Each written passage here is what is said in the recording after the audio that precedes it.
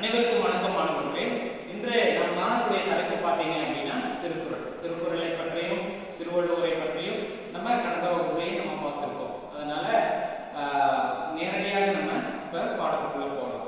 இப்போ என்ன அதிகாரம் நம்ம பார்க்க போறோம் அப்படின்னா, முதலாவதாக அரண் வலியுறுத்தல் அப்படிங்கிற ஒரு அதிகாரத்தை நம்ம பார்க்க போறோம். இதற்கு கீழே குறளை இருக்கின்ற குறளையும் அதற்கான பொருள் விளக்கத்தையும் நாம் பார்க்கலாம்.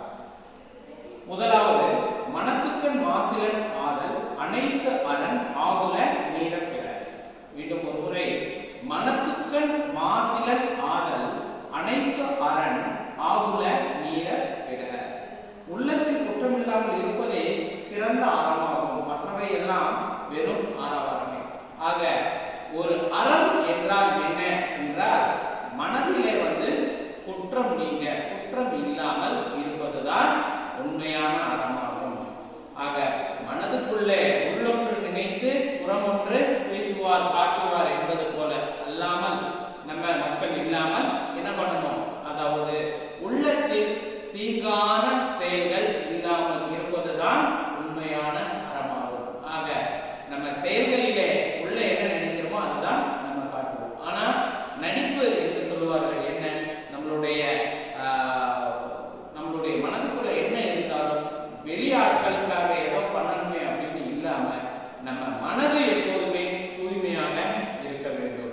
அதுதான் இந்த பொருளை சொல்ல வராங்க. உண்மையான அறம் என்றால் என்ன என்பது, நம்மளுடைய மனமானது தூய்மையானதாக இருக்க வேண்டும்.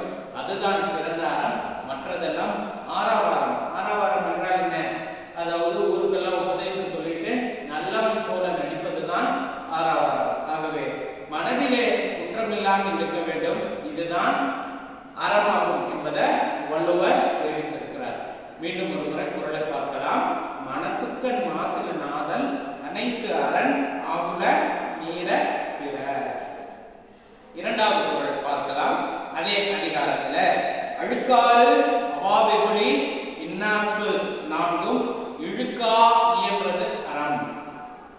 அழுக்காறு அவாவெகுளி இன்னாற்றல் நான்கும் இழுக்கார் என்றது அறம். பொறாமை, பேராசை, சினம், கடுஞ்சொல் பேசுதல் ஆகிய நான்கும் இல்லாமல் வாழ்வதுதான் அறமாகும். என்ன அதிகாரத்திலிருந்து பார்த்திருக்கோம்? அரண் வலியுறுத்தல் என்கின்ற அதிகாரத்திலிருந்து பார்த்திருக்கோம். இதுல என்னென்ன சொல்ல வராங்க? அழுக்காறு அவாவெகுளி இன்னாற்றல் நான்கும் இழுக்காய் என்றது அறம். பொறாமை, பேராசை, சினம், கடுஞ்சொல் பேசுதல், இது நான்கும் இல்லை அப்படின்னா தான் நம்ம அறத்தோடு இருக்கிறோம் என்பது ஒரு நிலைமை. ஆக மாணவர்களாகிய நாமளே நம்ம நினைச்சுக்கணும், அதாவது நம்ம கிட்ட பிறருக்கு ஏதாச்சும் கொடுத்தா நமக்கு கொடுக்கலையே அப்படிங்கிற பொறாமை நம்மிடம் இருக்கிறதா? பிறகு பேராசை, அதாவது அதிகப்படியான ஆசை, அதாவது ஒரு நிறைவேறாத ஆசைன்னு சொல்ல முடியாது, ஒரு அதிகப்படியான ஆசை, ஒரு பேராசை நம்மகிட்ட இருக்கா? சினம், அடிக்கடி நம்ம கோபப்படுறோமா? எல்லாரையுமே வெறுக்கிறோமா? அதாவது நம்ம பெற்றோர்கள் நம்ம கிட்ட பேசுறாங்க, நம்ம மரியாதை கொடுத்து பேசுறது இல்லையா?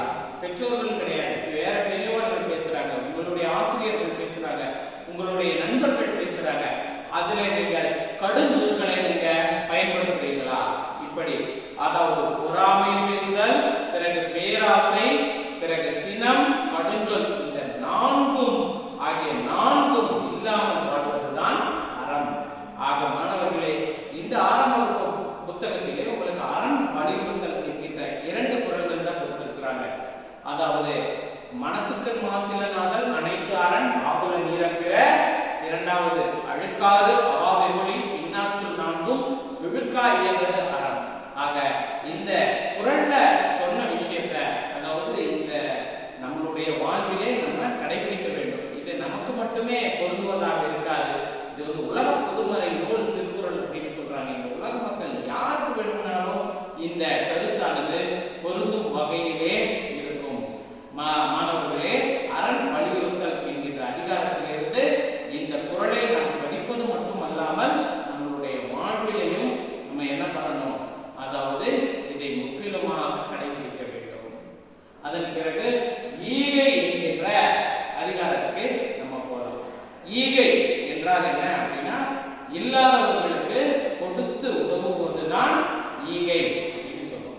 இப்போ இந்த ஈகை என்ற அதிகாரம்